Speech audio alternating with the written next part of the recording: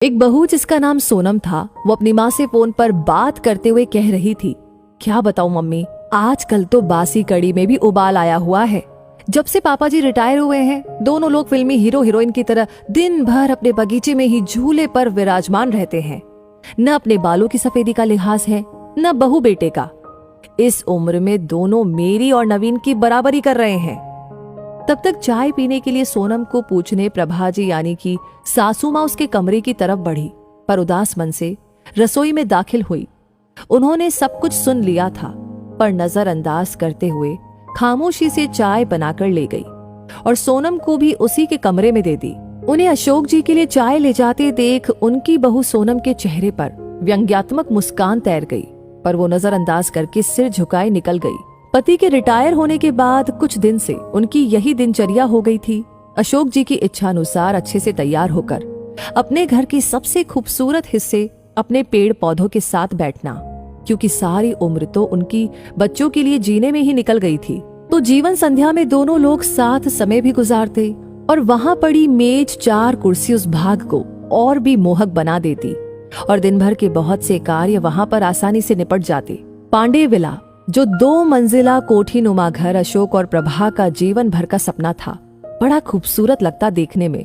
उस पर वातावरण भी बेहद सुरमय। 20 बाई 20 गज की कच्ची जगह भी थी उस घर में। बाहर जहां था प्रभा के सपनों का बगीचा, बेला के पौधे, हर सिंगार का घनेरा पेड़, अंगारों सा दहकता गुड़हल का पेड़ और छोटा सा टैंक जिसमें कमल के फूल खिले रहते। जाड़े में तो रंग बिरंगे फूल, डहेलिया, गुलाब, पैंजी और तमाम किचन गार्डन की सब्जियां 4 चांद लगा देती देखने वाले की आंखों में। और रसोई घर में भी ताजे धनिया, पुदीना, मेथी की बहार रहती। हर मौसम में घर खुशबू और सकारात्मक ऊर्जा से सरोबार रहता। उस पर वहां पड़ा झूला जो भी वहां बैठ जाता तो उठने की इच्छा ही नहीं होती। जाड़ों में वही तसले में आग जलती और भुने आलू शकरकंद के मजे लिए जाते, तो बरसात में सुलगते कोयलों पर सिकते भुट्टे स्वर्ग के आनंद की अनुभूति करवाते। अशोक जी ने वो जगह छुड़वाई तो प्रभा और अपने लिए कमरे के लिए, लेकिन संयोग ऐसा बना कि जिम्मेदारी ने उन्हें उस जगह का इस्तेमाल ही नहीं करने दिया। ऐसे में प्रभा ने अपने खाली समय और उस खाली जगह का इस्तेमाल इस बुद्धिमता से किया कि वो कोना घर की जान बन गया। उनका पूरा खाली समय वहीं पर बीत जाता। अब उन्हें उस जगह कमरा न बना पाने का मलाल भी न था, पर प्रभा को अरमान था घर में झूला हो तो अशोक जी ने उसे वहां जरूर लगवा दिया। पेड़ों से लगाव कुछ ऐसा हो गया कि फिर दोनों में से किसी की इच्छा उनके स्थान पर कमरा बनवाने की हुई ही नहीं। पर वो और अशोक कभी एक साथ उस जगह कम ही बैठ पाते।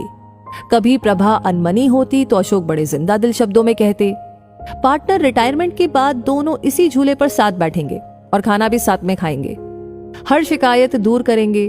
फिलहाल हमें बच्चों के लिए जीना है। बच्चों के करियर पर सब कुछ बलिदान हो गया। अब बेटा भी अच्छी नौकरी में था और बेटी भी अपने घर की हो चुकी थी। रिटायरमेंट के बाद घर में थोड़ी रौनक रहने लगी थी। अशोक जी को भी घर में रहना अच्छा लग रहा था। बड़े पद पर थे तो कभी उनके कदम घर में टिके ही नहीं। गांव से आकर शहर में बसेरा बनाना आसान न था, लेकिन किसी तरह 400 गज जमीन कर ली। सहधर्मिणी प्रभा जी भी सहयोगी महिला थी, तो मंजिल और आसान हो गई। अब दोनों पति पत्नी आराम के पलों को संजो लेना चाहते थे।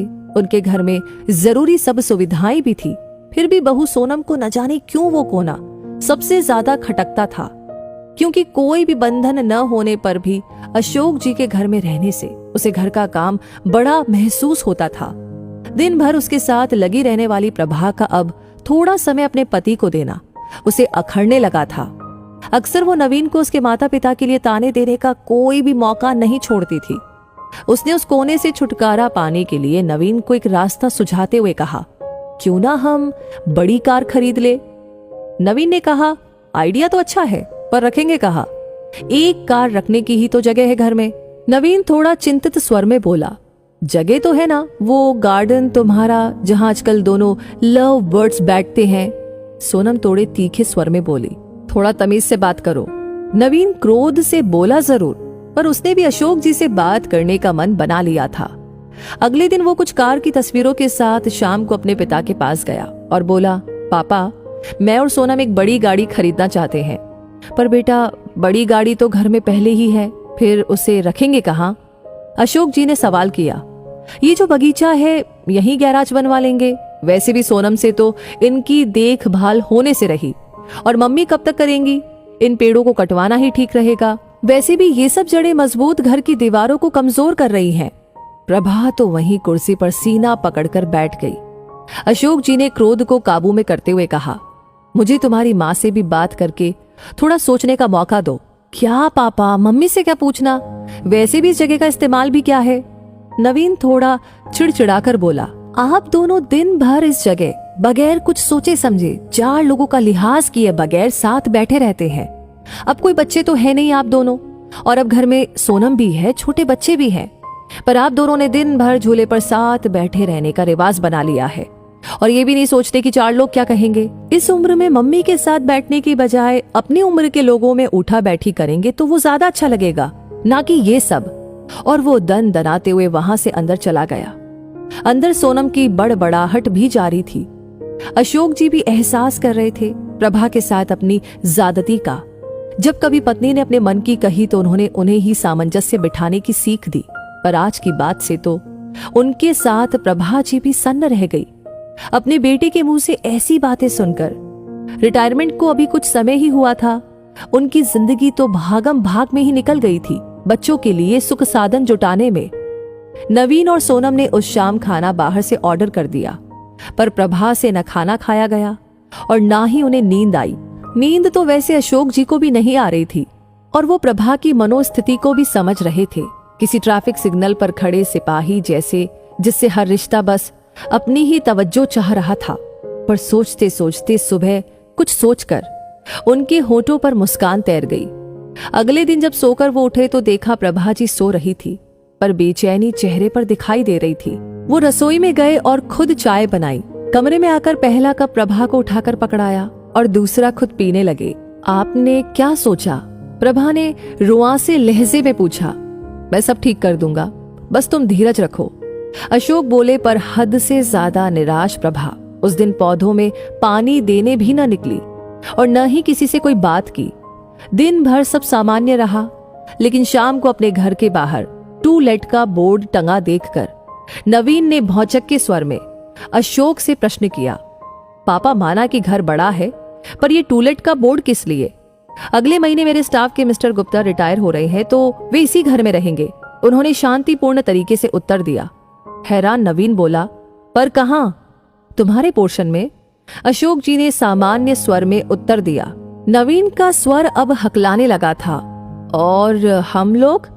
तुम्हें इस लायक बना दिया है तो 2-3 महीने में कोई फ्लैट देख लेना या कंपनी के फ्लैट में रह लेना अपनी उम्र के लोगों के साथ।